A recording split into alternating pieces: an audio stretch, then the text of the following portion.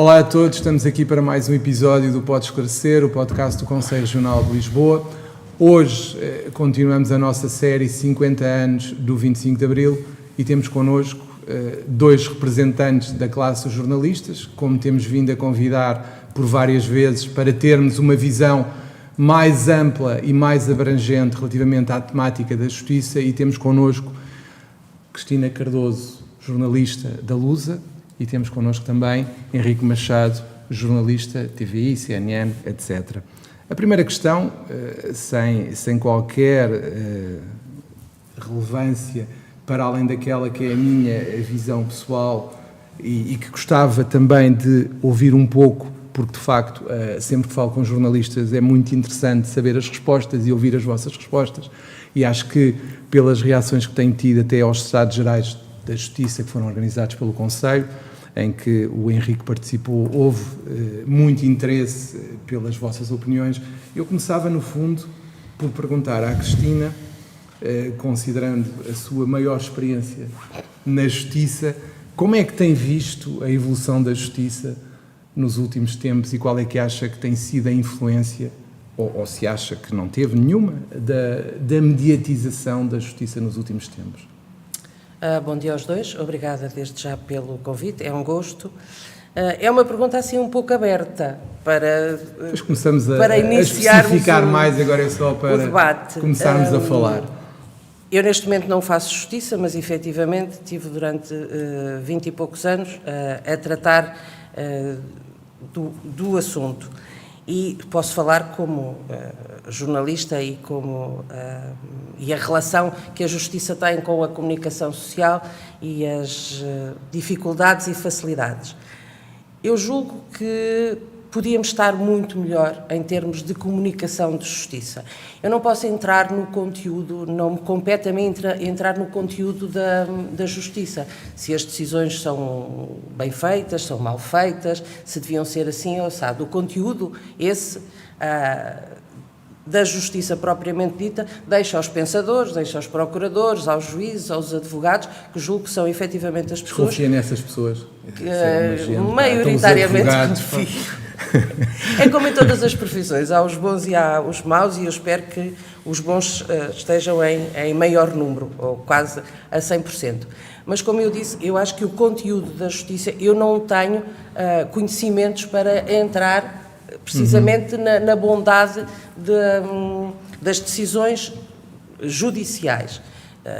Já é do conhecimento público alguns disparates que andaram por aí, há umas pessoas que têm umas decisões que, enfim, ou são machistas ou são pura e simplesmente disparatadas, mas isso são... Mas como é que tem visto a evolução? Acha que está melhor? Acha que está pior?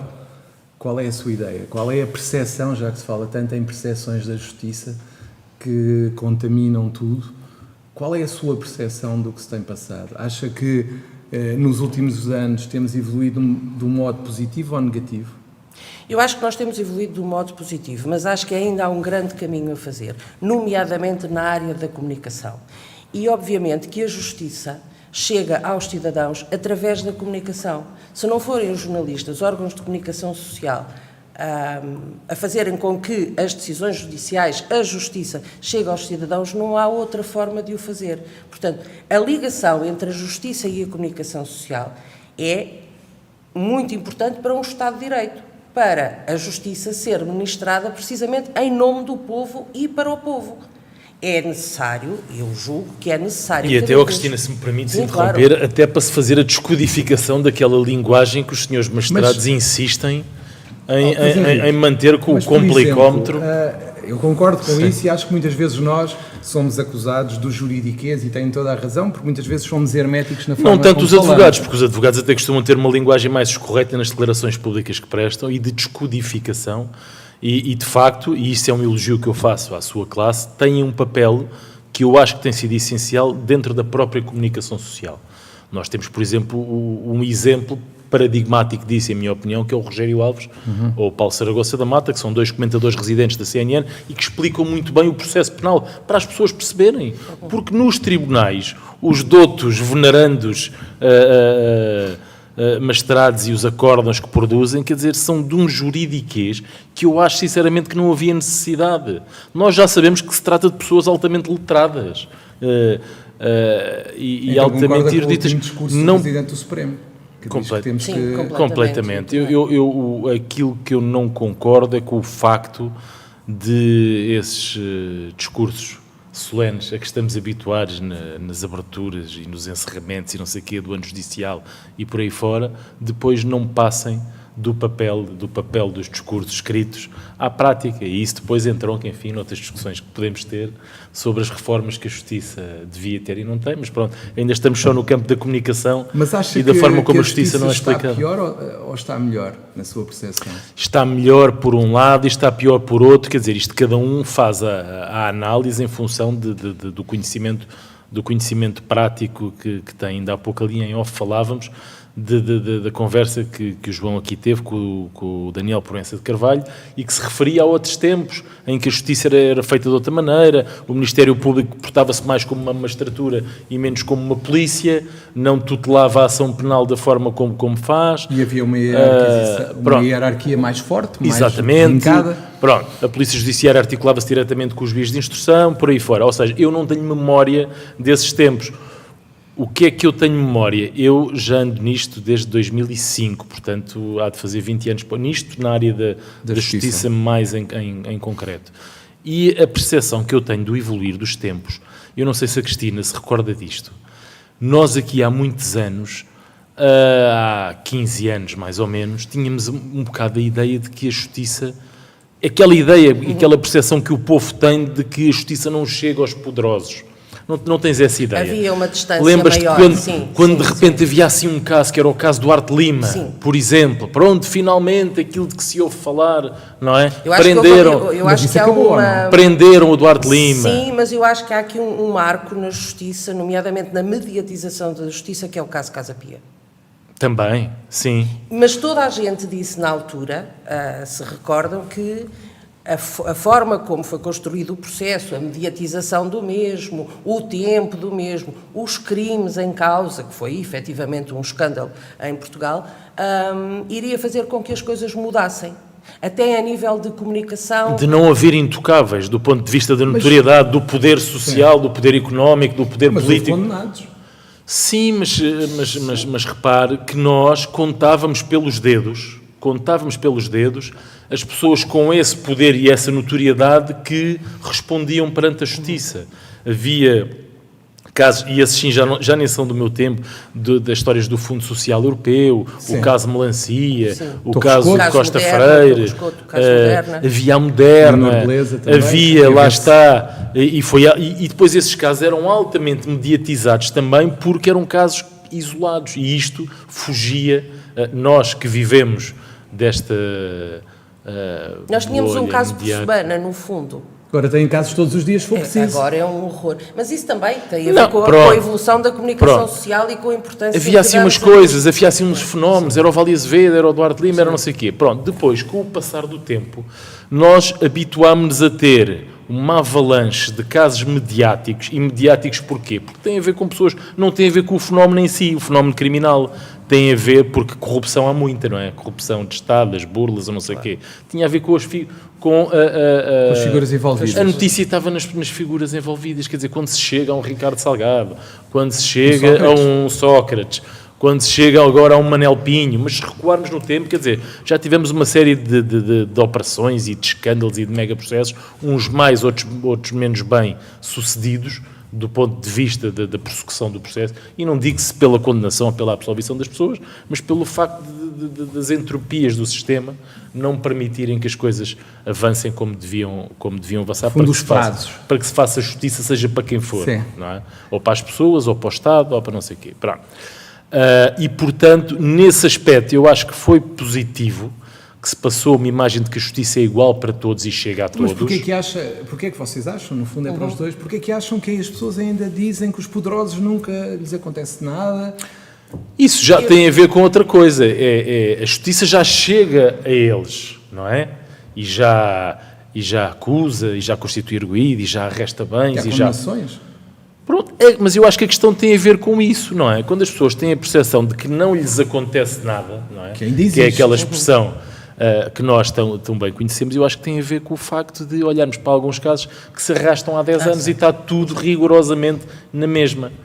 E está tudo rigorosamente na mesma, às vezes em prejuízo dos direitos, liberdades e garantias das pessoas. Não é? Eu não faço ideia, e gosto sempre de pegar neste exemplo, se José Veiga, aquele célebre empresário do futebol, se é culpado, se não é culpado, porque o senhor ainda nem acusado está. É a Operação Atlântico. A Rota do Atlântico. Isto tem do mais de Atlântico. 10 anos, não saiu a acusação. E estão congelados ou estavam 200 ou 300 milhões de euros. Isto é altamente abusivo da parte do Estado. Pronto. Mas, por exemplo, já vamos falar de algumas situações concretas, só para saber a vossa opinião, mas há uma coisa que eu queria perguntar-vos, começar aqui pela Cristina, que é o seguinte. A evolução da ligação com a comunicação, que tem sido cada vez mais próxima, para o bem e para o mal, não interessa, a questão é, acham que aquele exemplo de comunicação do juiz Ivo Rosa, quando leu aquelas páginas todas em direto do despacho lá da instrução, que foi boa para a imagem da justiça? Olha, eu vou mais atrás, eu não consigo entender, e ainda ninguém me explicou, salvo uma juíza há um tempo que me disse que achava que os juízes eram escritores frustrados, porque uma decisão, acórdão, sentença, de 1000 páginas e 700. Porquê? Ainda ninguém me conseguiu explicar porque essa necessidade de escrever tanto e de nós depois termos que... Atenção, que não escrevem nem metade, a maior parte daquilo é um copy-paste, Copy-paste. é citar jurisprudência. O que faz com que nós tenhamos que ler. Muitas vezes o que muda é a parte final, 3 ou 4 linhas. Pronto, por isso é que nós jornalistas, quando nos chega o PDF, já vamos ao fim. Exatamente, não é? mas porquê aquilo demora tempo, não é? Eu não consigo perceber a bondade. Obviamente que eu sei que recursos, não é? Que os recursos têm que... Mas e o ato de ler em direto daquela forma? Não, mas isso aí obrigava os juízes... Mas não concordas com aquilo, com a leitura que se faça de um acórdão? Essa era a questão que eu vos queria colocar. Aí obrigava os juízes a terem um bocadinho de mais trabalho, que era fazerem uma súmula das 700, 1000 páginas, seja o que for. E aí... para nos dar, e depois, e para a primeira notícia, porque nós funcionamos neste momento, a comunicação social, as televisões, ao minuto, ao segundo, é o imediato. No fundo aquilo era quase um jogo de futebol em que vocês contavam as caneladas do juiz ao Ministério Público. Repara uma coisa, no caso Pinho... No caso em concreto, sim. Daquele caso foi. No caso Pinho, que é o último mediático, assim, de crimes económico-financeiros, os jornalistas ainda lá estavam e basta ter um telefone, um telemóvel, um WhatsApp, que se manda uma mensagem e que se coloca imediatamente no rodapé das televisões. Portanto, aí há uma discrepância brutal de tempo, que é nós depois temos que esperar. Há situações que nós temos que ir às secretarias pedir o acórdão. O acórdão é público. Sim, sim. Aquela DGSI tem semanas e meses. A minha pergunta é, há algum problema informático, técnico, tecnológico que impeça que os acórdãos, para já, que não sejam em papel? Porque não, mas já aí temos outro sentido. problema, não sei se, claramente, agora, vocês também sabem. eu não defendo a leitura, defendo uma súmula da leitura e defendo que essa súmula, e eu assisti a um julgamento que isso foi feito, que se chama a Operação FIS. Eu neste momento não me recordo do juiz-presidente, mas ele foi um dos processos que foi impecável do princípio ao fim com os jornalistas. E no final, leu um resumo e nós ainda estávamos na sala, enfim, a acabar a sala, e o funcionário judicial já nos tinha mandado para o nosso mail o acórdão todo. E ele leu uma súmula. E digo-lhe uma coisa, e comentámos entre nós jornalistas que lá estávamos, que foi super facilitador no nosso trabalho, não teve problema nenhum, quer dizer, aquilo foi feito por boa vontade do juiz e do funcionário judicial, e correu lindamente. Agora, nós já temos casos que, passado 2 ou 3 dias, é que temos o acórdão. Não faz absolutamente Nós sentido temos, nenhum. Henrique, já agora também queria ouvir a sua opinião sobre aquela leitura de horas do juiz Ivo Rosa, mas também queria introduzir aqui uma questão que tem a ver com o seguinte. Mas deixe-me desculpe, que eu, entretanto, fugi à pergunta. Claro. Eu acho que, dado o caso, a mediatização do caso, aquela fase de instrução que foi tumultuosa para dizer o mínimo. E longa e etc., eu acho que foi uma defesa do próprio juiz ter feito isso. Parece-me, a mim. Agora, se teve algum efeito prático para nós... Sim, até porque ele perdeu ali bastante tempo a realçar o facto das horas de trabalho que tinha tido. Sim, foi logo o início, certo, a quantidade de números. Lembras-te disso? Pronto, que era um bocadinho a justificar o porquê dos anos que demorou a fazer aquela apreciação toda, e a quantidade de testemunhas que ouviu, e os não sei quantos terabytes e não sei o quê. Pronto. O que é que eu gostava de dizer, até do ponto de vista da relação da justiça com a comunicação social? E numa altura em que se fala de reformas importantes no setor da justiça, eu acho que a justiça ainda tem tiques de outros tempos salazarentos, em que não tinha que prestar contas a ninguém. E isto entronca um bocado naquilo que muitas das vezes, que muita gente pede nestas pessoas agora, porque há várias sensibilidades nesta coisa do manifesto, não é? Sim. De várias personalidades de setores diferentes, dos 50, mais 50. Até por pronto. advogados e tudo mais. Eu, por exemplo, não sou a favor de um escrutínio pela Assembleia da República, de um escrutínio. Não é um escrutínio abstrato do ponto de vista do bom funcionamento da justiça, das estatísticas que a senhora Procuradora-Geral... Agora, parece-me muito perigoso que o Ministério Público tenha que prestar contas caso a caso à Assembleia da República. Não, mas caso a caso não, mas, por exemplo, saber porque é que, em abstrato, em vez de se notificar pessoas por carta ou postal ou o que quiser, sim, se vai sistematicamente, em determinadas situações, deter a pessoa.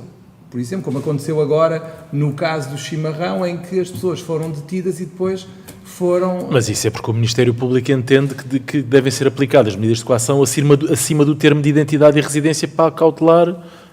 Mas isso tem a ver... Mas isso é com a aplicação das medidas. Exatamente, mas foi para isso que foram detidos. Está bem, mas se são detidos para interrogatório, sim. Quem determina as medidas de coação não é o Ministério Público. Não, é o juiz. É o juiz, por isso é que a detenção inicial só para interrogatório, ainda por cima, quando há pessoas que até se oferecem... Mas era para promoção de medidas de coação. Era, mas depois veio-se a ver... Não, mas o veio-se a ver é diferente, porque o juiz, na apreciação dos indícios ou da falta deles que fez, entendeu que aquilo não tinha indícios, não tinha matéria indiciária suficiente. Mas acha que faz sentido ter as pessoas só para prestar declarações enquanto ainda não há... Acho que também tem a ver sentido com o espetáculo mediático, porque depois as pessoas acham estranho, e eu já, obviamente, falamos com várias pessoas fora da justiça, porque é que as pessoas foram detidas e depois saíram. Que ainda é pior, para a imagem. E saíram com termo de identidade e residência e apreensão de passaporte. Mas isso tem a ver com a diferença de entendimentos entre um juiz de instrução e o procurador do Ministério Público que detém, certo. Quer dizer, não têm que estar de acordo. Não. Para mim o que não fazia sentido era o Ministério Público andar a prender pessoas, já tendo na sua intenção libertá-las passado 3 dias ou chegar ao interrogatório e não promover nada para além do tiro. Isso sim seria criminoso, não é? Isso seria quase sequestro das pessoas que estiveram detidas. Agora... Mas não vos choca? Não, choca-me, atenção, choca-me quando há pessoas que são detidas e depois chega ali o juiz e rasga aquilo tudo porque o Ministério Público fez uma má apreciação dos indícios ou não sei o quê. Pronto, mas isso é uma questão de competência do Ministério Público. E isto não tem que se prestar contas caso a caso à Assembleia da República. Não estou a dizer caso a caso. Olha, desculpe lá, porque é que prendeu? Olha, mas o senhor procurador... Mas em geral não lhe parece? Por exemplo, aquela espetacularidade de meios na Madeira, tudo isso... Lá está, mas isso tem a ver com o Ministério Público justiceiro, que o há também, porque um caso começa quando há uma detenção, normalmente, e quando há o espetáculo mediático. E como tu disseste, há casos, e todos nós conhecemos, de 5, 10 anos, que ninguém sabe o que é que se passou, mas que houve o tal espetáculo da detenção. E isso é um problema é que esse é que é o problema. Eu acho que muitas vezes as detenções são feitas para a comunicação social. Tivemos Já há várias situações. Eu espero que não. Mas é o que me parece Mas às vezes. eu desejo, Às vezes eu desejo e espero espero que não. Mas às vezes parece-me. Estávamos mal. Às vezes parece-me um pouco a ideia que passa, pelo menos, quando há pessoas que se querem, entre aspas, que querem ser ouvidas, que aparecem e dizem eu quero ser ouvido e não são, e depois são detidas para interrogatório, que já tem acontecido algumas vezes, há algum abuso nas detenções, creio eu.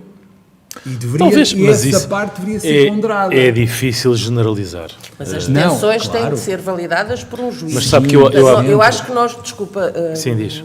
Henrique, eu acho que nós às vezes, e ouvindo os comentários de televisões, rádios e jornais, apontamos muito o dedo ao Ministério Público, mas nós esquecemos de uma figura que está presente também neste processo, que é um juiz de instrução, que pode, pura e simplesmente, dizer que não concorda com aquilo que o Ministério Público... Mas o Ministério Público pode deter sem o juiz. Mas aí seria um caso mais, eu acho que mais complicado ainda. Nós, nos mandados de detenção, temos alguns emitidos pelo Ministério Público e outros pelo juiz de instrução. Mas eu também não queria particularizar tanto. Mas sabe que eu há bocado perdi-me aqui, porque estávamos de facto a falar era da relação com a comunicação. Com a comunicação social. E quando eu dizia que ainda temos tiques dos tempos da velha senhora, em que é tudo muito arbitrário, além da opacidade que conhecemos, é a relação de pouca transparência e de falta de escrutínio das decisões a todos os níveis. Eu não estou só a falar de acórdão, estou a falar de coisas que não estão em segredo de justiça, ponto final, e que nós temos direito a saber. Exatamente. Nós, comunicação social, temos direito a saber porque nós somos os representantes. Nós somos os representantes da sociedade civil, do povo, não é? Em nome de quem deve ser administrada a justiça. Quero que eu lhe dê um exemplo de coisas que têm que ser explicadas e deviam ser obrigados a explicar, deviam ser intimados a explicar, tal como o poder político é. E aí é que eu acho que, de facto, o poder judicial está fechado sobre si próprio e não é chamado à pedra em certas coisas. Eu dou-lhe um exemplo. O caso da Madeira. O processo da Madeira.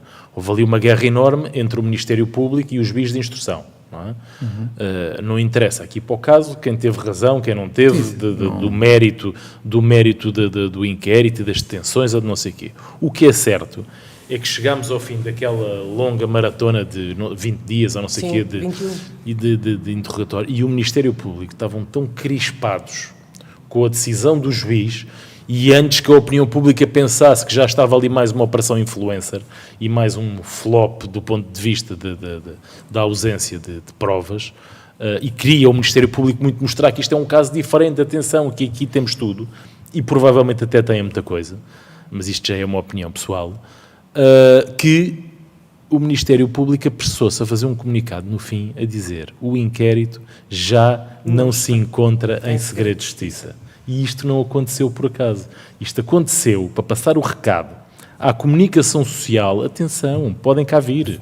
Metam já os vossos requerimentos, porque o processo está pode ser todo aberto, porque nós fizemos cair de propósito o segredo de justiça, para vocês poderem mostrar às pessoas, para que vos entre pelos olhos adentro, a quantidade de prova que temos para esta gente, e o juiz é que fez tábua rasa disto. Sim. Portanto, o Ministério Público agiu de propósito, fazendo cair o segredo de justiça naquele dia, precisamente para isso acontecer. Pronto. E o que é que todos nós fizemos? Provavelmente a Lusa também. Nós seguramente o fizemos na TVI, foi toda a gente a correr meter requerimentos, para queremos ver o processo todo, não é? Já que nos estão a dizer que não há segredo, tens isso presente? Esse facto em concreto, eu tenho isso muito presente, que foi logo a seguir, e estamos a falar de março, isto foi em março. Sim, nós pronto. Estamos em junho, estamos em junho, e ainda ninguém até hoje não veio qualquer resposta do Ministério Público aos requerimentos que foram metidos há 3 ou 4 meses atrás. Provavelmente arrependeram-se do ponto de vista da estratégia processual, e agora, em vez de ganharmos na opinião pública, vamos ganhar no Tribunal da Relação, com base no recurso que já foi interposto. E vão esperar pela decisão, é isso?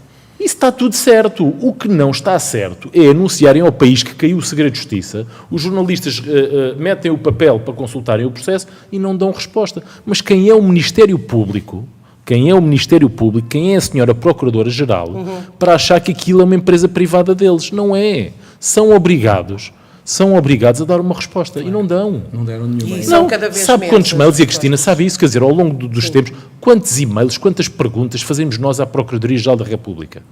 Quando as coisas são incómodas, não respondem.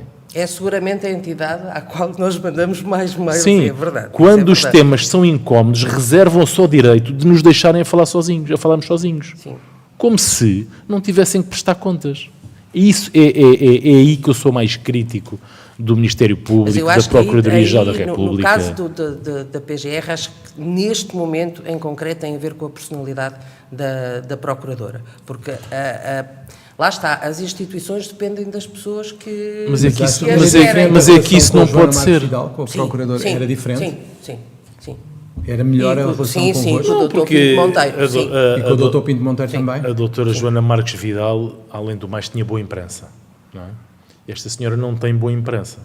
Porque Mas, foi a imagem que a própria Mas criou. repara, Mas E eu foi a acho imagem que vi- a própria claro, criou. e eu né? acho que, eu acho que a senhora vive acossada com isso. Está a ver? Mas acha que é uma questão de Eu receio? Às vezes? É. Não, Não eu se acho queria que comprometer? É. Acho que tem muito medo de E há alguma perguntas retaliação. que- Acho que a senhora pura e simplesmente não gosta de jornalistas, não gosta da comunicação social, mas gostos são gostos. Mas quem está em funções públicas não pode ter estados de alma. Não pode ter estados de alma. A Procuradoria-Geral da República, do ponto de vista dos procedimentos, tem que ser igual, independentemente das personagens que lá estão. Não é? De quem for o procurador, o vice, o que for, quer dizer. Mas E é isso não isto que eu acontece, critico. sabes que não Como é acontece. que é possível? Mesmo no próprio DCAP. Não acontece, Como é que é as possível instituições são pessoas. que tenham a desfaçatez de não responderem há 4 meses a um requerimento de jornalistas para consulta de um processo que não está em segredo de justiça? Mas o processo não é deles.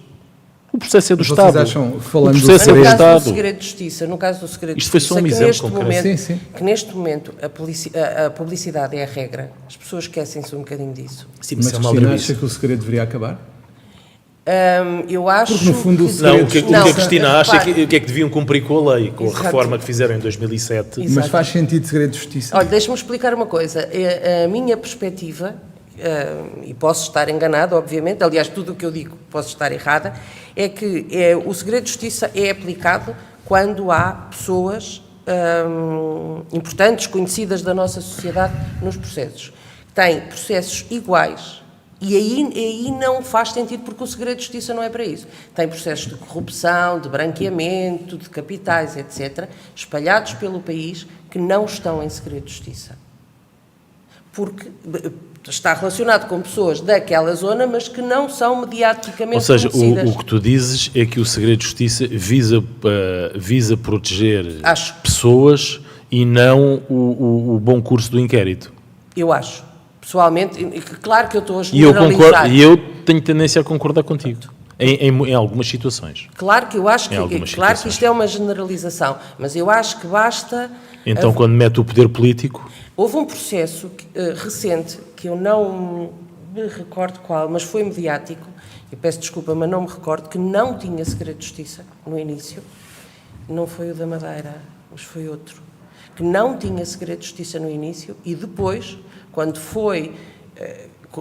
se começou a falar na comunicação social... trancaram-no imediatamente. Trancaram-no.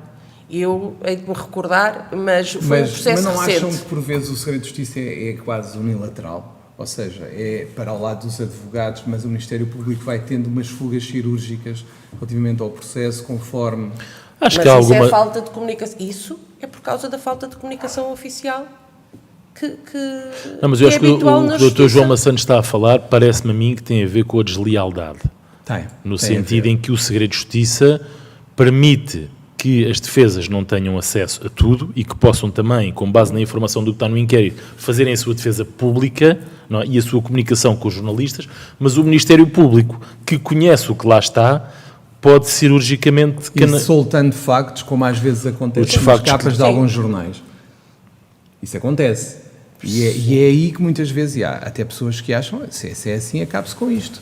Claro. Acabe-se com isto. Se é só para um lado, se é só o advogado que não pode falar, não vale a pena Sim, manter-se um segredo de justiça. Pode eventualmente acontecer alguma deslealdade É notório às Sim. vezes. a esse nível.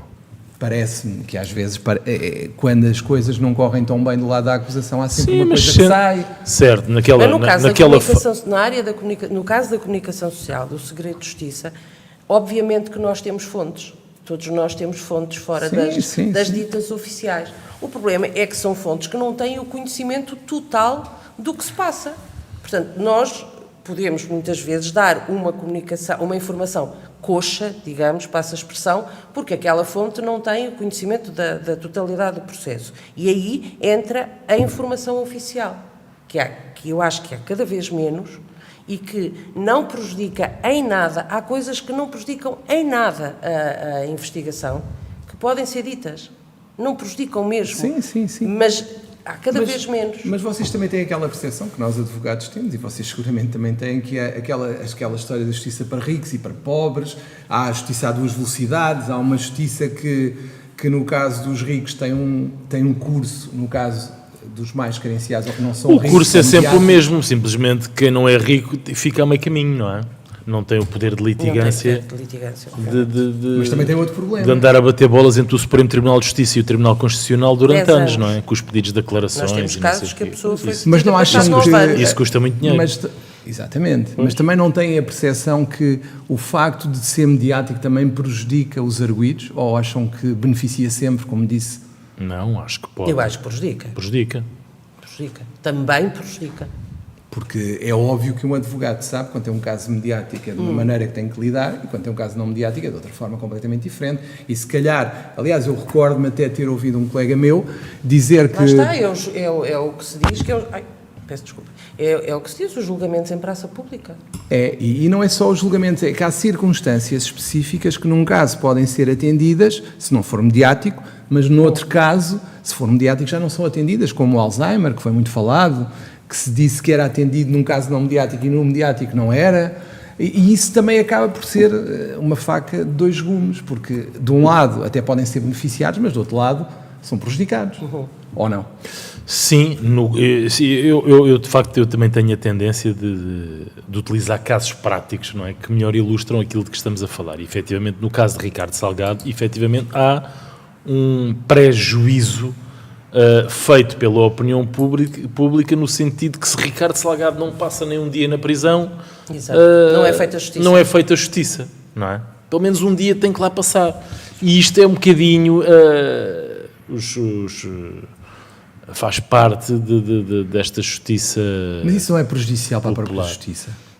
Eu acho que sim, porque quando a justiça não está imune a isto, e às vezes imagino que não seja fácil para um coletivo, por exemplo, estar completamente imune àquilo que se passa à porta do tribunal, não é? Ou que vem nas capas de jornais, ou as peças como são feitas para as televisões, os takes da Luz, etc. Quer dizer, sim, a Luz é a culpada disto tudo. Eu acho que a Luz é que inicia tudo.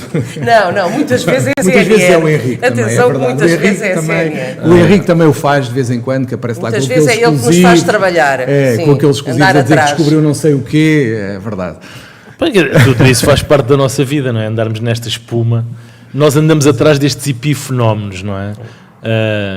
Estes fogachos matinais, às vezes, das grandes operações e não sei o quê. Mas, quer dizer, depois nós próprios também já perdemos um bocado a ilusão de que, às vezes, nós próprios estamos empolgados com aquilo, e isto vive muito das personagens, não é? Claro. Não vive tanto dos fenómenos, mas das personagens. É o ministro, é o secretário-geral não sei de quê, pronto.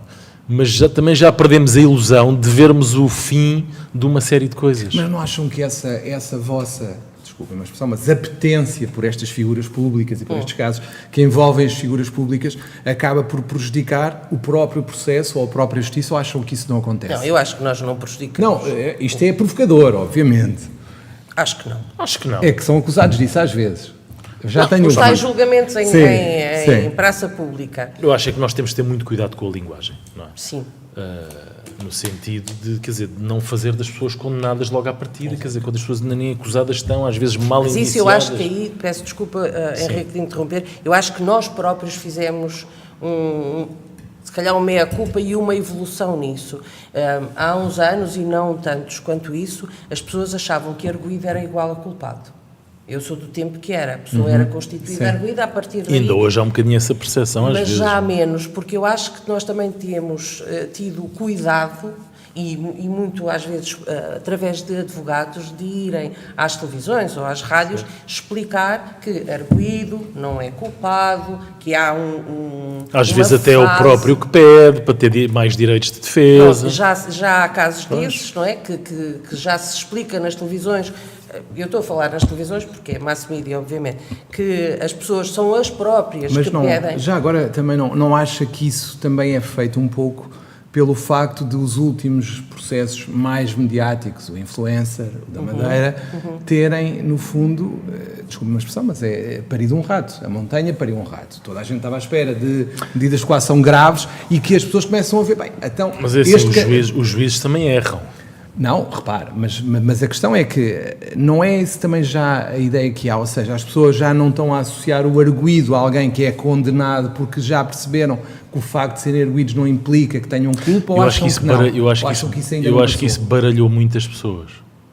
Acho que as pessoas tinham muita sensação de que a justiça não atuava. E agora, quando a justiça atua e depois, afinal, parece que não havia provas, as pessoas ficam um bocado... atua e chega ao primeiro-ministro. O influencer, exatamente, o influencer, eu acho que foi a maior machadada na credibilidade da justiça no seu todo, porque as pessoas depois não fazem distinção. Não, é toda a gente. É toda a gente. Toda a gente. Mas em décadas. E acho que o Ministério Público tão depressa não se vai levantar disto. E o Ministério Público está com um trauma gigante. E com graves repercussões. Repercussões. Politicamente nunca aconteceu nada similar. E estão com um trauma gigante. Isto é sintomático. O que se passou no influencer, então ali ao nível do TCAP, aquilo foi altamente traumático. Alguma vez, lá estou eu com os casos práticos, alguma vez passava pela cabeça de alguém que esta mega fraude, alegada, eventual, aos fundos do PRR, em que esteve envolvido o Manel Serrão, qualquer coisa que se fala em 40 milhões de euros, não é? Não haver detenções num caso destes. As pessoas foram buscadas com calma e depois seriam notificadas para prestar declarações, para voluntariamente irem a interrogatório judicial para a aplicação. Mas isso não acha que isso era mais lógico acontecer, ou não? Isso era o mais... o quê? Esse tipo de procedimento que aconteceu nos fundos, ou acha que esse tipo de procedimento só foi porque houve a influência? Não sei, porque eu não conheço. Há pormenores do processo que eu não conheço. Não, mas não falando de caso concreto, não para é si, isso. enquanto jornalista... Acha que faria sentido, quer dizer, estamos aqui a pensar se faria sentido, mesmo que para a aplicação, é abstrato. Mesmo que para a aplicação de medidas de coação graves, não digo prisão preventiva, mas para a pessoa deixar lá o passaporte, uma caução ou não sei o quê, se a pessoa não pedir voluntariamente ao juiz para que isso lhe acontecesse, sem passar 3 ou 4 dias nos calabouços, não é? Era isso. Admito que sim. Eu admito. Admito que o efeito. Era isso que eu vos queria perguntar. Porque a pessoa é conhecida a morada da pessoa, a pessoa é vista, a pessoa está ali. Então, mas, doutor, diga-me, agora sou eu que lhe faço uma pergunta. Também pode ser assim, não é? Pode. Mas não é aqui não é para isso que está. Certo. Não, mas como advogado gostava de lhe perguntar, em que circunstâncias então é que o doutor acha normal e legítimo e que faça sentido a detenção para interrogatório? Eu faria um paralelismo com a prisão preventiva, perigos de fuga, coisas assim. Não acho que se deva deter uma pessoa. É que interrogatório, é a pessoa declarar. Porquê é que eu hei de prender uma pessoa para vir falar comigo? Pode ir voluntariamente. Posso ir voluntariamente, percebe? É que eu acho que neste momento nós temos que ponderar em que situações é que há uma detenção, porque uma coisa é deter alguém que está no aeroporto para se ir embora, ou que eu acho que a pessoa está a preparar uma fuga. Outra coisa é deter alguém que está no aeroporto para chegar. Ou para chegar, ou alguém, imagina. Isso era o Sócrates. Sim, mas Henrique, imagine o seu caso específico, trabalha na TVI, na CNN, toda a gente sabe onde está. Um belo dia alguém se lembra, o Henrique Machado é um tipo que até me chateia um bocado, viola o segredo de justiça, vamos prendê-lo. Viola o segredo de justiça N vezes, diz umas coisas que eu não gosto nada, vamos prendê-lo para falar com ele. Isto parece lógico. Não. E é isso que eu acho. Não, o Henrique, por exemplo, se não tiver nada que justifique a sua detenção, porque o Henrique agora vai-se embora para o Brasil ou qualquer coisa assim, ou está previsto uma viagem grande, eu aí admitia. Agora, se o Henrique, toda a gente sabe que está todos os dias na televisão, praticamente, toda a gente o conhece, vamos deter o Henrique para falar, ou a Cristina... Não, mas se soubesse que ele até tinha uma viagem marcada para o Brasil daqui a 2 meses ou 3... também não necessitava, 2 meses provavelmente... ou 3 não, mas se calhar também não necessitava de ser detido. Por exemplo, eu já imaginava, o Henrique devia ser detido, por exemplo. Agora, só para vir falar... Eu não acho que faça sentido, compreendo. Esta é a minha opinião. Percebo, mas eu... É juntar a questão da Madeira, Mas mesmo, juntar a questão da Madeira... Nem falamos de classes concretas, mas eu acho que em geral, percebe? Aquilo foi mesmo uma montanha a parir um rato, efetivamente, e foi a quantidade de tempo que as pessoas tiveram. Mas isso já foi está, toda a gente, a sociedade já estava com pena dele. Mas isso foi tudo responsabilidade do juiz. Sim, mas As instituições são pessoas. Mas repare, Cristina, aqui, segundo o que me foi dito, a justificação foi que o próprio juiz, para permitir a toda a gente apresentar a defesa e ter acesso a tudo, demorou mais. Por isso, porque os advogados tiveram a possibilidade de apresentar as suas defesas, o seu contraditório em tudo, e por isso é que demorou mais. Acho que não foi só agora, também houve isso no meio. Agora, a questão para mim, essencial, mais do que aquela manutenção das pessoas lá, é porque é que elas vão para lá. E isso é que é o tema que nós deveríamos discutir. É, independentemente de tudo o que se queira dizer, porque é que eu tenho pessoas para falar? Mas, doutor, mas agora faço-lhe eu também uma pergunta. Mas eu não queria falar, são vocês. Abriu a porta, os jornalistas entraram. Agora... Até nisto há... É que senão depois vão dizer quando aqui fazer publicidade. Até nisto há opiniões diferentes. A questão das 48 horas para... Sim, basta a identificação. Basta a identificação. Pronto, mas há pessoas que não, há advogados que dizem que não. Sim. Isto é aquela famosa frase, 2 advogados, 3 opiniões. Ou mais. Pronto, já estamos... É quase como os jornalistas, não é? Exatamente. Agora, a pergunta que eu lhe queria colocar era, faz algum sentido as pessoas... Justifica-se as pessoas estarem tantos dias para serem interrogadas? Não. É necessário nesta fase tão embrionária, é necessário os advogados apresentarem uma defesa tão minuciosa? Mas Cristina... É só a aplicação de medidas de coação? Mas eu percebo que eles o façam para evitar, naturalmente, que os clientes fiquem presos. Isso eu compreendo perfeitamente. Mas agora dou-lhe um exemplo, como o Henrique tem estado a fazer. Eu não queria te falar, mas eu dou aqui um exemplo que é o caso Castelo Branco. Por exemplo, eu não vou falar só em abstrato do que se tem passado. Ele foi detido mais uma vez, contrariamente ao que eu tenho vindo aqui a defender, já percebeu o Henrique, foi detido para prestar declarações. Quantos agressores de violência doméstica, e nós temos falado no programa, que são reincidentes. Lá está a notoriedade social. Pronto, essa é que é a questão. E aqui eu tenho situações, eu pego no caso dele e digo, o homem é detido para prestar declarações. Detido para prestar declarações.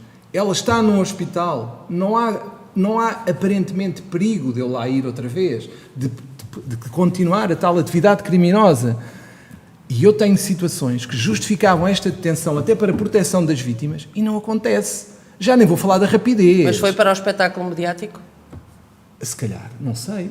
Porque, repare, eu não sei, eu não posso fazer esse juízo de intenção, nem eu quero fazer, mas o que eu digo é, eu pego em casos que eu tenho nas minhas mãos e que me passam e que eu conheço, em que tem situações gravíssimas de violência doméstica, em que se calhar se justificava essa detenção para não continuarem a atividade criminosa. E não acontece. Aí as pessoas são notificadas para se apresentar e às vezes nem aparecem. Exatamente, é isso que eu lhe queria dizer. Acontece. Essa é que é a questão. Isso é o efeito nocivo. Agora foi buscar o exemplo prático. É um exemplo. Acertado para aquilo que dizia há pouco, não é? Da mediatização ser nociva prejudicial às pessoas. E prejudicial às pessoas. E isto acontece mais vezes do que seria desejável ou aconselhável. E este é que é o tema. Por isso é que eu estava a perguntar-vos. É que a detenção, para falar, não nos podemos esquecer, a detenção é para falar. Mas diga-me só uma coisa. Eu estou aqui com a Então pronto, eu vou perguntar à Cristina. Mas posso perguntar assim, eu pergunto à Cristina. Jornalista a perguntar aos estamos mais habituados a fazer perguntas. Mas diga. Eu acho, então pronto. Mas diga. Em vez de perguntar, dou logo a minha opinião. Dê a sua opinião. Já. Que não faz sentido isto ser escrutinado. Olha, porque é que prendeu quando não havia necessidade de prender? Acha que havia necessidade de prender? Não bastava notificar? Onde é que estava o perigo de fuga? Acha que... Pronto, não lhe posso perguntar. Mas diga, depois eu passo a se é no âmbito da Assembleia da República que os procuradores ou os diretores do TCIAP ou do DIAP ou PGR devem ser chamados à pedra para... Não pelos casos concretos. Tem que ser um trabalho interno do próprio Ministério Público. Mas tem que ser feito efetivamente. Tem que ser feito e mais. E a responsabilização hierárquica. Era o que faltava, mas porquê é que esta coisa é como nós jornalistas, quer dizer, nós também também fazemos trabalho de autor. Era o que faltava agora, se o meu editor ou o meu diretor não me pode dizer nada em relação àquilo que eu escrevo. Claro. Não é? Há uma Isto é a minha hierarquização, propriedade com intelectual. certeza. Claro. Mas Eu publico o que quiser no jornal. Era o que faltava, Claro. mas quem é o Mas é responsável editorial? É o Mas diretor. isso não acontece. Essa questão no Ministério Público isso Não acontece. Nós, quando vimos as classificações no final Não do acontece, não. ano, De quê? Isso é uma é vergonha. extraordinário. Quem me dera, Quem me dera ser assim, porque eles são todos excelentes sabes, e muito bons. sabes quando é que ficam tristes e até reclamam? É quando não é bom com distinção ou mérito, não sei de quê. Se for só bom já é mau. Se for só bom já é mau. É verdade. Há um compadrio enorme. Há um compadrio enorme e um corporativismo na magistratura. Eu já senti isto a vários níveis. Pronto, E se calhar por isso é que não se aplica o Pacto da Justiça, não se faz eu a concordo. tão falada, já velhinha reforma da Justiça. Sim, mas há mais de desde que eu- 20 anos que aliás, se fala. Mas o Conselho Superior do Ministério Mais, Público... O Há Daniel muito Proença mais. de Carvalho esteve aqui e disse: sempre se falou da reforma da Justiça. Há sempre reforma da Justiça para fazer, sempre, mas não se faz. Não Quer se dizer, faz. vai-se fazendo. Mas o vão-se Conselho fazendo Superior, vamos lá ver, reformas. alguém de facto tem que responder pelas coisas, não é? Alguém tem que responder pelo influencer, alguém tem que responder por N insucessos do Ministério Público numa série de coisas, ou porque não passam prazos, ou deixam passar prazos, ou porque a opinião pública toda entende e as pessoas entendem que há abusos com detenções excessivas, etc. Se isto não for tratado na Assembleia da República, e eu acho que não deve ser, pelo menos do ponto de vista dos casos concretos, porque isso seria mesmo uma violação. Não, dos casos concretos. Eu acho que isso seria mesmo uma violação política, da separação de muitas poderes. Não, aí sim, Isso seria casos muito, concretos, muito estamos todos de perigoso acordo. e altamente Poderia perverso. haver abusos Agora, também. no âmbito do Conselho Superior do Ministério Público, onde até há representação do ponto de vista da nomeação ou da indicação política ou partidária, e os próprios advogados estão lá representados, sim, etc. Porquê é que não é aí? Para que é que serve o Conselho Superior do Ministério Público se não é aí? E isto depois, atenção, devia ser aberto. Devia ser aberto. As conclusões destas coisas, o Conselho ouviu hoje a senhora Procuradora sobre isto. Foi perguntado, olha, ao nível do que na política se passa, por exemplo, nas comissões parlamentares de inquérito, que são abertas. Porquê é que na Justiça isto não é aberto? Porquê? Porquê é que as reuniões do Conselho Superior do Ministério Público são à porta fechada? Nós a única coisa que recebemos é uma nota de agenda, a senhora Procuradora-Geral hoje vai E depois estar... a ata 3 semanas depois. vai presidir, não sei o quê. Diz alguma coisa à ata? Diz que normalmente Generalidades. é tudo arquivado Pois, exato. Mas isto não devia ser escrutinável. Ainda por cima, porque é um órgão que tem realmente imensas pessoas de várias áreas, portanto, são, e julgo eu, que podiam ser pensadores nesta causa, não é? Porque tem procuradores, tem a Procuradora-Geral da República, tem advogados, tem membros da Assembleia da República. Eu e o microfone, estamos aqui com um problema. É um órgão que podia efetivamente ter pensamento sobre as coisas. É verdade. E quando um magistrado fosse chamado à pedra, ou o diretor do TCEP, olha, venha cá explicar o influencer. Porquê é que, e isto já não tem segredo de justiça, ou pelo menos já não tem segredo interno, não sei o quê, porquê é que João Galamba, o que é que justificou João Galamba estar 8 anos sob escuta? O quê? 4, 8? 4. Foi 4. Já 4. Já 4 foi o que foi, mas acho O que é que quatro, justificou isto? Nós, jornalistas, temos o direito de saber isto? Não temos o direito de saber isto. Eu acho que a própria pessoa que, no fundo, eu acho próprio, que o João então, Galamba, neste caso concreto, e foste buscá-lo, não, ele é vítima. Sim. Então não é. Ele é arguido, enfim. Não, a partir do momento em que espremido não está lá nada. Sobre ele. Mas ele, neste caso concreto, é uma vítima. Mas olha, num Estado de Direito... Aquilo que me choca mais nem é o Ministério Público, enfim. Mas no Estado de Choca-me Direito aquilo tudo. O que me choca É mais é muito os tempo. juízes. Porque, e corrija-me se eu estiver Validar. enganado, Irem aquilo validando. não tem que ser 15 em 15 dias ou mês a mês, não é? Mês a Irem mês. validando. Mês a mês durante 4 anos. haver E o homem uma não tem validação, nada, e o homem não tem nada, não diz nada ao telefone que seja passível Relevante de qualquer criminalmente. coisa. Sim. E Mas isso- continuam. Mas reparem, É só nós colocar. Isso Eu é que acho eu que acho as assustador. pessoas, eu acho que os procuradores e juízes e advogados, se calhar, se colocarem, às vezes acontece, porque eles também são alvos de processos, não é? pouca gente, mas se colocarem nos pezinhos destas pessoas, podem perfeitamente imaginar o que é que são 4 anos de escutas. De uma pessoa que, entretanto, foi ministro, mas que antes foi 4 anos de escutas. É a maior devassa privada, da vida privada. Da vida privada e não só. E não só, E da ação governativa. Sim, era ministro. Claro. Mas já agora vamos falar também um bocadinho de advogados, que senão isto parece que é um podcast do Ministério Público. Parece que os advogados também são umas vítimas do sistema. Pois, e que não criam aqui entropias nenhumas. Não, e que não fazem litigância nenhuma de má fé. Mas tem a ver com isso, exatamente. Os recursos aparecem... E expedientes dilatórios nem sabem o que é. Não, os advogados não sabem nada disso. Mas há uma coisa... caem das árvores. Mas há uma coisa que eu vos queria perguntar, enquanto jornalistas, no fundo, que tem a ver com o seguinte, que é, porque é que... há os recursos, há tudo isso, há expedientes dilatórios, ninguém discute que eles existem, mas se nós formos ver o tempo que me dei entre o início das coisas e que chega ao advogado, são muitos anos. Mais de dezenas. O Sócrates tem razão. E lá estamos nós aqui a falar de casos concretos. Efetivamente, o José Sócrates, eu já tive esta discussão, inclusive com o meu colega Luís Rosa, que é um grande defensor do Ministério Público, de toda a ação do Ministério Público, nesse caso em concreto, por exemplo, da Operação Marquês. Sócrates é acusado de ter criado uma série de expedientes para atrasar todo o processo. Através dos seus advogados. O processo tem 10 anos. 2014, nasce... Não, o senhor é detido em 14, o inquérito nasce um ano antes, em 2013, e nós estamos em 24. 10 anos. Nesses 10 anos... Quanto tempo esteve o processo nas mãos do Estado e quanto tempo teve o processo aberto do ponto de vista da intervenção das defesas? E nós vamos concluir que 80% do tempo o processo esteve só nas mãos do Estado e sem que a defesa pudesse intervir. Exatamente. Portanto, isto não tem nada a ver com... E tudo na fase pré-julgamento. Ainda falta...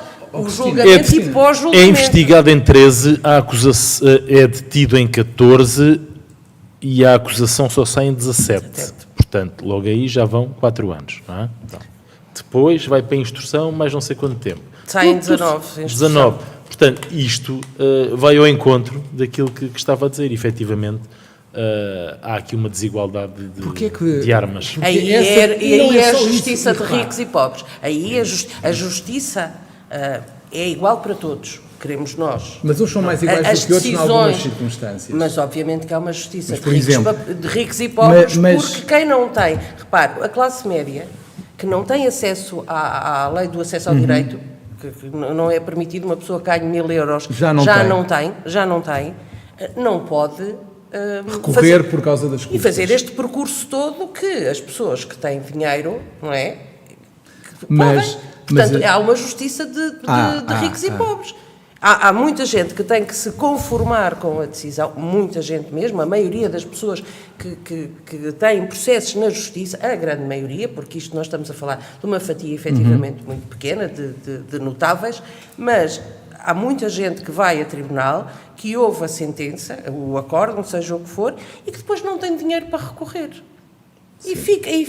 Aí é uma justiça porque as taxas de justiça são caras, porque os advogados são caros e as pessoas... Mas por exemplo, a minha pergunta mais diretamente, e começo pela Cristina, e depois também vou perguntar ao Henrique, claro, que é, porque é que, quando se passa a imagem da morosidade da justiça, quase sempre a imagem que passa é que a culpa é dos recursos.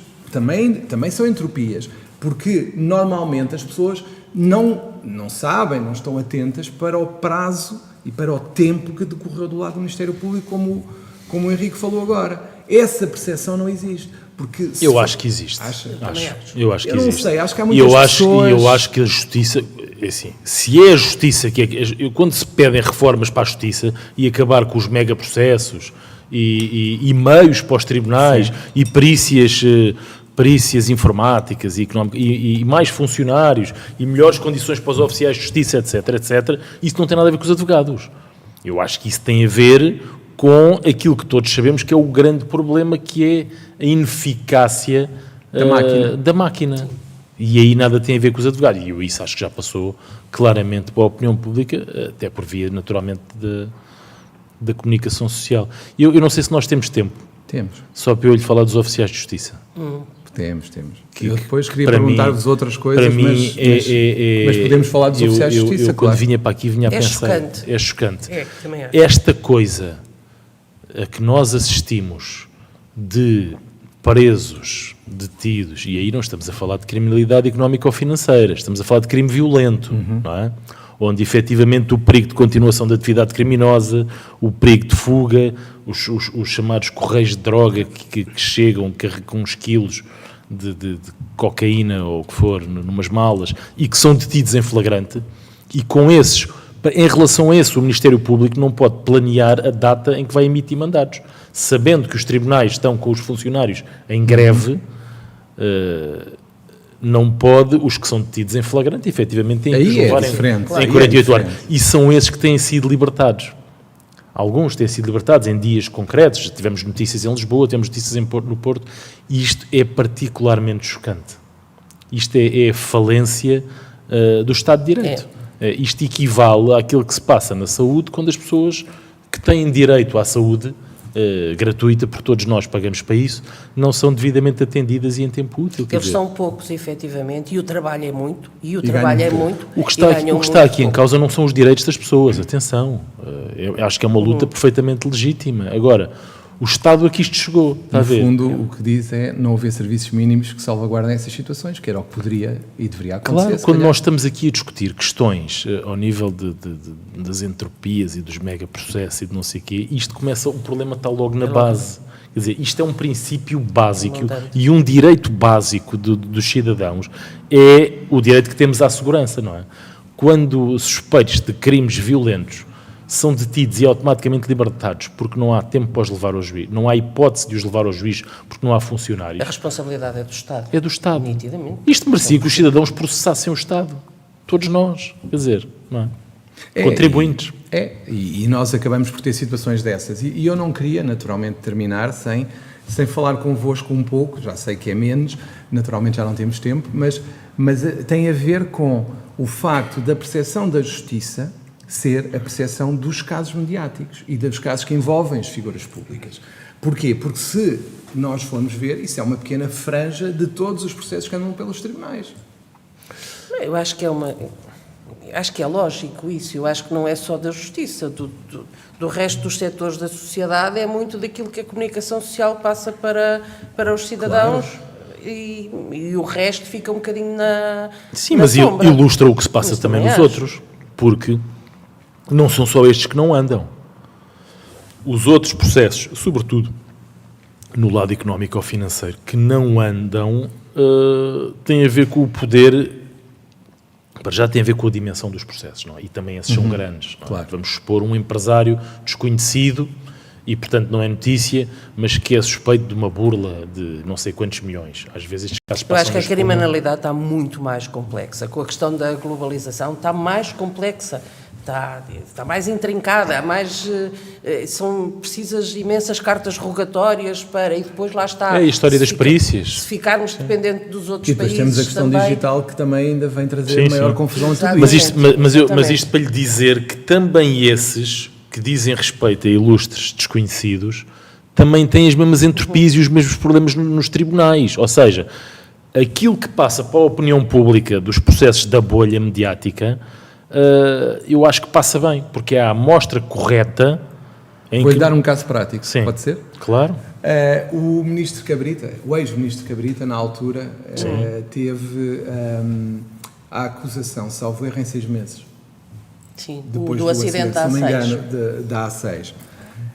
Na mesma altura, eu tinha por acaso um processo em que também era uma situação de um acidente e tudo mais, em que nós só tivemos acusação mais de 2 anos após a data do acidente. E quando me perguntaram na televisão, até na sua concorrência, se eu achava que o ministro Cabrita tinha demorado tanto tempo a ter a acusação por ser ministro na altura, eu disse, não, eu acho que ele até teve mais rápido do que as outras pessoas por ser ministro, por causa da mediatização. E o que eu sinto é que Nós andamos aqui a olhar para as coisas e se formos ver a forma como a tal justiça mediática e a outra anda, acaba por ser algo que toca no cidadão, mas como o cidadão está isolado, ao contrário do que acontece, por exemplo, na saúde e na educação, em que há uma atomização, porque de repente não há aulas e há uma série de pessoas que reclamam, na saúde, na justiça, a pessoa vai isoladamente, nunca se cria o mesmo efeito. Nós no caso da Lusa, nós temos uma vasta rede de correspondentes em todos os concelhos, ou quase todos os concelhos, e esse tipo de processos não mediáticos muitas vezes são noticiados, porque é um assunto que é de Aveiro, de Braga, etc. E normalmente nessas notícias que fazemos também dizemos quanto tempo é que o processo teve para que a investigação começou há 5 anos, ou 6 anos, ou 7 anos. Portanto, em alguns casos que e não em cima da hora também se faz isso, que obviamente. não mediáticos é dado conta do prazo. Eu queria, no fundo, o que eu estava aqui a querer salientar é que a relevância da comunicação social, em termos de peso nas decisões e no andamento de todos os processos, até nos processos administrativos de licenciamento ou do que seja, tudo o que passe ou tenha um foco mínimo que seja da comunicação social tem um andamento diferente. E aliás, o que eu sinto é que, mesmo a questão do influencer, no fundo, muitas das coisas que são tidas ou ditas que eram crime, era quase do género, olha, esta coisa não está a andar, vamos lá pôr isto a andar, porque de facto é uma vergonha, está aqui um investimento e tudo. Há coisas que acontecem na vida real, que quando a comunicação social aparece a ver, seja a CMTV, seja a CNN, seja o que for, seja a Lusa, acaba por facilitar o desenvolvimento dos processos. O que para nós, muitas das vezes, é uma vantagem. E para o cidadão também. A questão é, como é que nós poderíamos, na vossa opinião, enquanto jornalistas, como é que vocês olham para esta realidade e para o peso que vocês acabam por ter na sociedade portuguesa? E que tem vindo a aumentar, na minha opinião. Porque, de facto, toda a gente sabe que o vosso peso é o que é.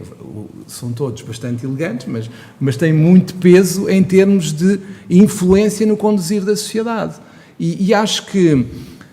E aqui é quase uma curiosidade minha que eu penso que muita gente terá, que é como é que vocês olham para isto tudo numa altura em que, naturalmente, os vossos meios de comunicação não é o que estão a passar, mas há outros meios que, infelizmente, têm vindo a passar por graves dificuldades económicas. Como é que vocês olham para o vosso futuro e a vossa influência na sociedade com todas as ameaças que existem ao jornalismo?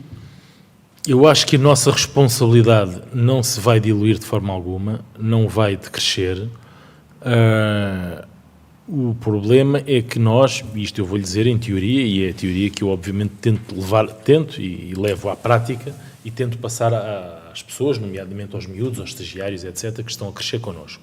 É que de facto nós temos de ter noção do poder que temos e temos que o exercer com muita responsabilidade e temos de ter sempre noção, temos de ter conta, peso e medida nas decisões que tomamos, que podem efetivamente ter uma influência direta na vida impactar de forma direta na vida das pessoas. Ou seja, isto é muito bonito de se dizer, de facto, em teoria sabemos que é assim, isto que eu acabo de dizer, mas eu tento mesmo levar isto à prática porque eu tenho esta noção da responsabilidade que nós temos. Problema, nós cada vez vivemos mais no imediatismo e numa concorrência desenfreada de ver quem dá primeiro. Como a Cristina dizia há pouco, eu disse que nós vivíamos ao minuto e a Cristina corrigiu-me que nós vivemos ao segundo. Não é? Pronto. Sobretudo os meios digitais vieram trazer isso. Não é? Mais até do que as televisões. Hoje em dia dispara-se, puxa-se a toda a hora nos telemóveis. Não é? Pronto.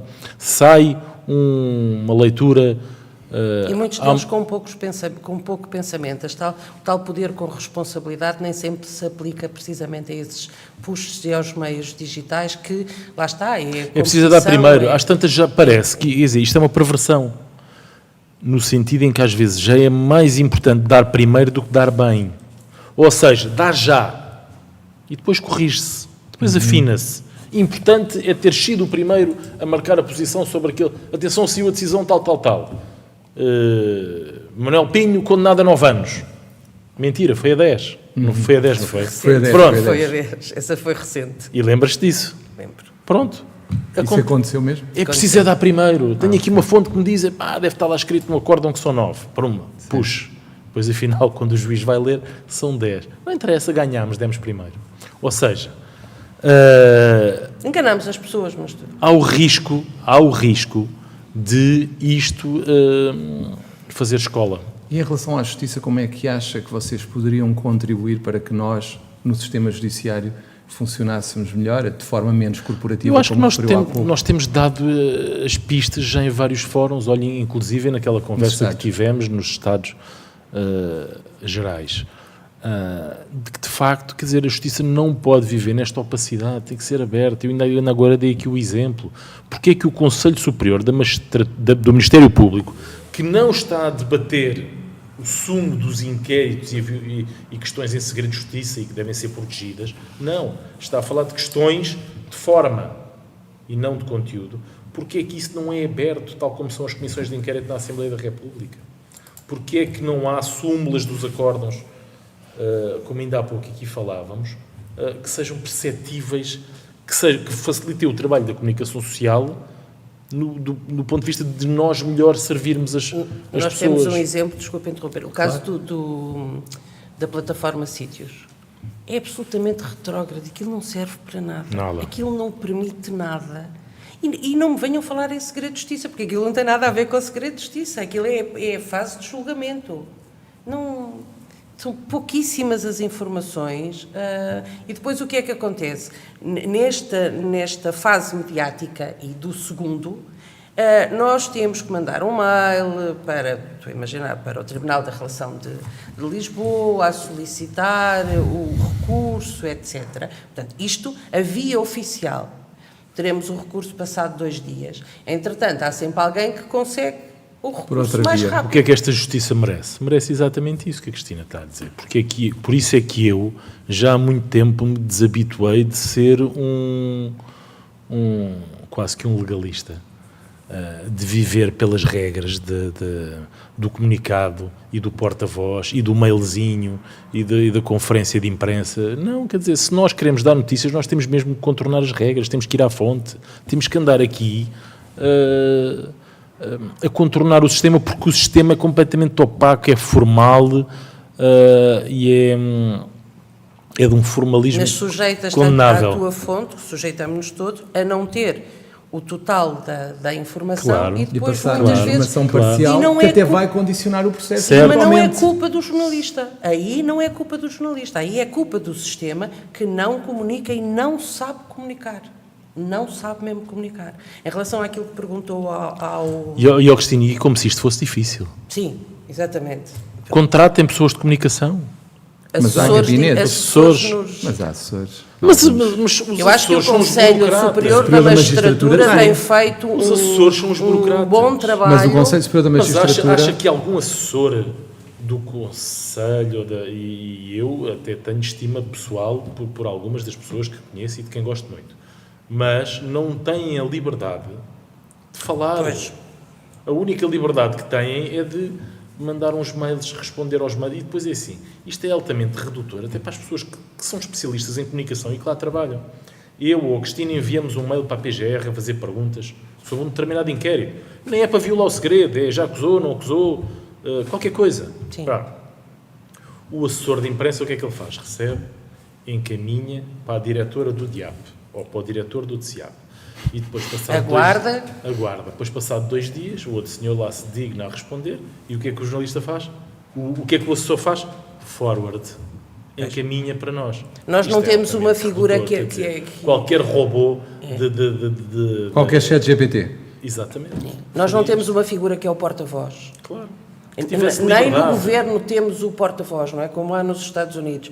E isso muitas vezes dificulta, que é uma pessoa que concentre a informação, que tenha permissão para falar, que saiba falar do caso, e isso ajudava... Tu ligas a esse porta-voz e o porta-voz disse assim: Cristina, dá-me só deixa-me lá ver se eu consigo aqui apanhar o juiz, ou o juiz-presidente, ou não sei o quê, já te digo qualquer coisa que te possa ajudar. Pronto. E informalmente, coisas a que nós não temos acesso à partida, quer dizer, não, mesmo quem tem boas fontes, não conhece agora os juízes todos, nem os procuradores todos, não sei Nossa, o às quê. vezes são datas de julgamento Sim, e números sim. de processo. E não tens quem te responda. É um horror para saber um número do processo, que é importantíssimo para seguir o Para próprio dizer, processo. Às vezes é inacreditável. Estamos dependentes da boa vontade das pessoas. E há muita gente com boa vontade, mas boa vontade dos funcionários judiciais, que, pronto, compreendem a nossa situação, mas há outros que não são assim, e muitas vezes boa vontade dos advogados, porque até vocês, entre advogados, têm interpretações diferentes dos vossos deveres, o que é que podem dizer e o que é que não podem dizer. É por isto que eu sou uma pessoa pela informalidade e anti-burocrata, porque de facto o porta-voz devia ser esta pessoa de quem está do lado de dentro do sistema, mas a quem nós ligássemos, pá, ajuda-me aqui, sabe-me lá o número do processo tal, só para eu pedir uma consulta. Exatamente. Para pedir e descobre-me aí se o processo está no TIC ou se está do lado do MP, para eu saber para onde é que meto o requerimento. Pronto, então deixa-me lá ver aqui dentro. Subscrevo totalmente. E depois, manda-me um e-mail, não, liga-me de volta, ou manda um WhatsApp, ou não sei o quê, porque nós hoje em dia estamos na era de digital e da informalidade cada vez mais, e essa pessoa ajudava-nos, claro. Sem cometer nenhum crime. Mas tinham que dar, mas os próprios agentes tinham que dar informação. poder, tinham que dar poder a essa pessoa. Tinham que ser uma pessoa da total confiança obviamente, das pessoas com quem trabalha, do Conselho, que pudesse efetivamente fazer esse trabalho. Porque eu não estou a apontar de todo o dedo às pessoas. Um determinado juiz está debaixo de fogo por causa de uma decisão que deu. Ou porque é polémica, ou porque é controversa, porque, vamos supor... A Cristina, tu há bocado falavas aqui de questões machistas, ou não? Lá em cima do Porto. Sim, de vez em quando acontece, não é? Acontece. O desgraçado do juiz...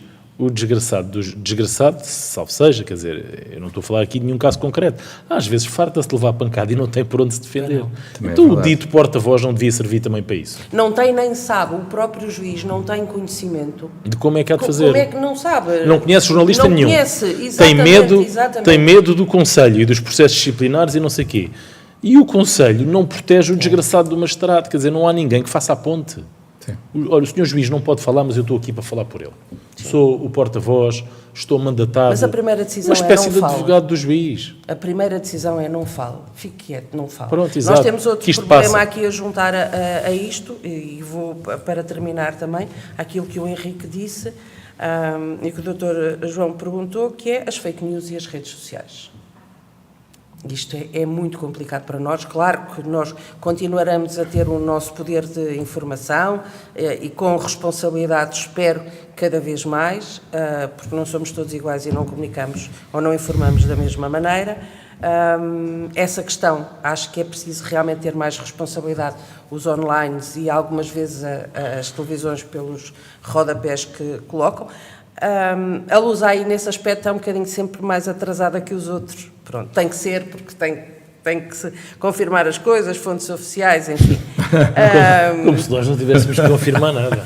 Não, mas é uma coisa diferente. Não, mas é uma coisa diferente. Acho que nem as fontes se abrem tanto com a Lusa como com outros órgãos de comunicação. Sim, tem um caráter mais oficial. Tem mais, claro. Sim, é mais oficial. Agora, temos o problema das fake news e das redes sociais. E isso não tem a ver com a justiça, tem a ver com todo o jornalismo, que eu acho que é o nosso grande inimigo neste momento, é nós conseguirmos combater isso.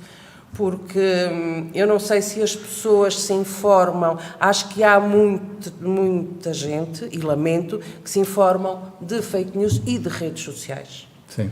E isso é cada vez mais. Isso é uma coisa que nós temos que estar muito atentos. E às tantas, quando têm contacto com a tua notícia, acham que a tua notícia é que é falsa. Sim. Porque eles já leram. E como já leram, a Lusa tem um site. A verdade está do lado do Facebook.